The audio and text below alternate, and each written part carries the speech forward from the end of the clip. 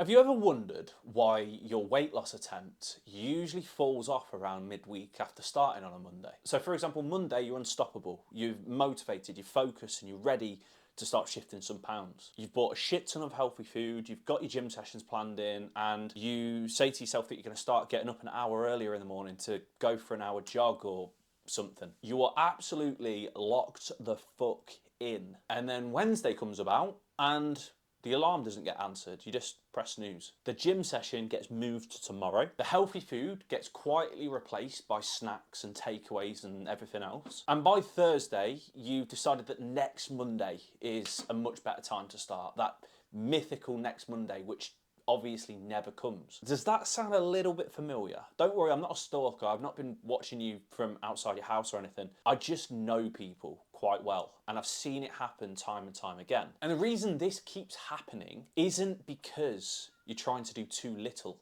and not getting results. It isn't because you're not motivated enough, or you're not disciplined enough, or you're not serious about dropping weight. It's actually because you're trying to do too much, too quickly. And I know that that sounds a little bit backwards, because you might be thinking, if you do a lot, then you'll get more results, right? Nah, wrong. Because once you understand this, the whole thing starts to make a little bit more sense. I want to introduce you to something that I've coined the balls deep approach. And I know it's quite a bold name for a fitness concept, but I promised it's probably one of my most accurate analogies ever. The balls deep approach is basically the act of trying to do too much too quickly. And it plays out in a very specific, very predictable way. You get a burst of motivation, you see something on social media or from your favourite fitness influencer that gets you fired up to start doing it because you've had a moment where you just thought, I am unhappy with myself.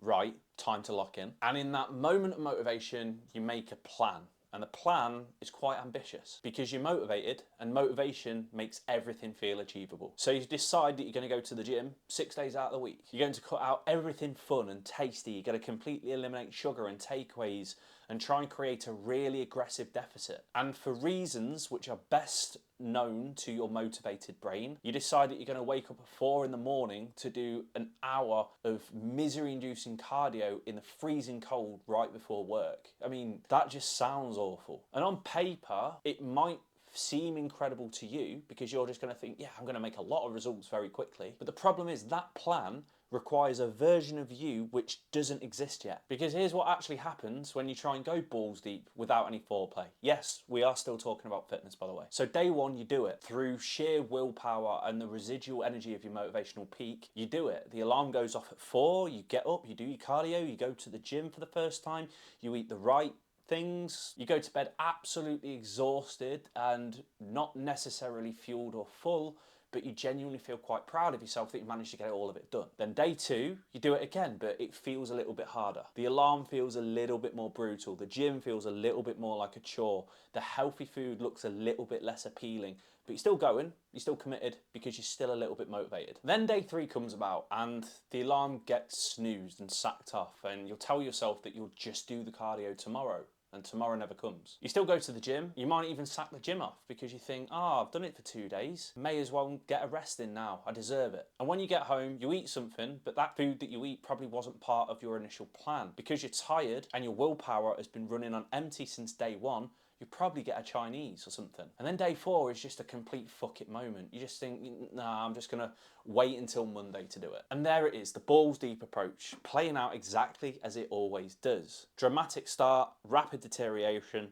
and a complete collapse by Thursday. And the really cruel part is that it didn't necessarily collapse because it had something to do with your lack of commitment or your desire to lose weight or how much you want the results. It collapsed because the plan was unsustainable from the very first moment when you made it. You went from first gear to fifth gear almost instantly, and the engine, as engines tend to do in that situation, gave up. To stop that from happening, you need an alternative. And I'm going to stick with the analogy of the balls deep approach here because I think it's genuinely the best way to explain it. You need to start with the foreplay. We are still talking about fitness, I promise. Because much like with anything else in life, if you go straight in, all guns blazing, without building up to it first, it's probably not going to go well for anyone involved. What you need to do is you need to start small, embarrassingly small sometimes, at least by the standards of your motivated brain. The kind of small that almost feels insultingly easy, but that's the whole point. You need to nail the tutorial level before you can attempt the final boss, or at least even the mid-game boss. You need to build the habit, the rhythm, the routine, the autonomy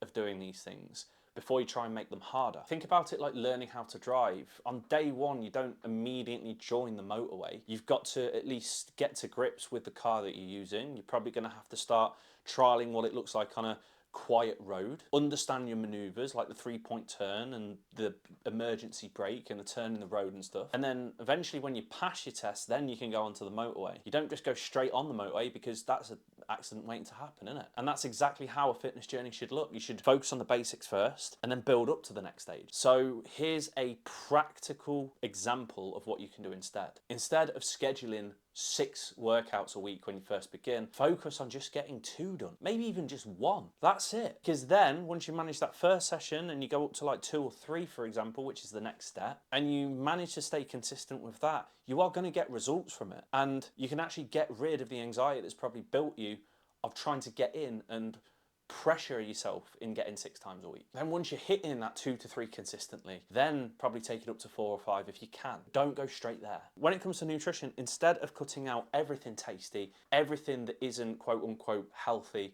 or everything that fuels you for your weight loss, just start tracking your calories within a maintenance range rather than an aggressive deficit. Get to grips with what you're putting in your body, look at how many calories you're burning off, and then make adjustments as you go. And adjustments that are slight adjustments. Don't try and cut out 1,000 calories straight away.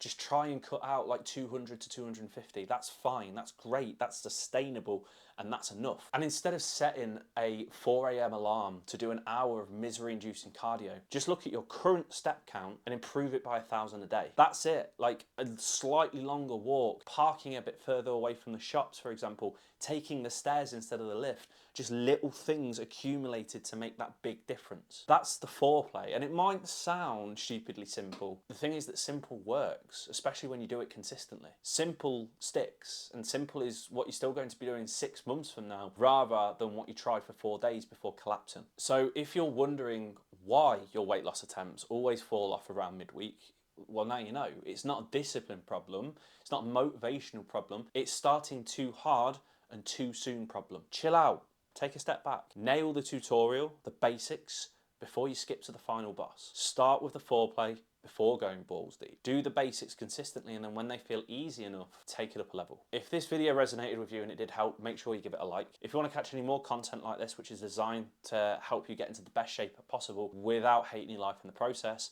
make sure you're either following my Instagram at k.p_health or subscribe to this channel. And if you want some more in-depth tailored advice on how we can help you do this, make sure that you follow the link in the description below, fill it out, and I'll be in touch with you to show you how exactly we can help you do that too. In the meantime, have a lovely rest of your day. Catch you in the next one. Peace.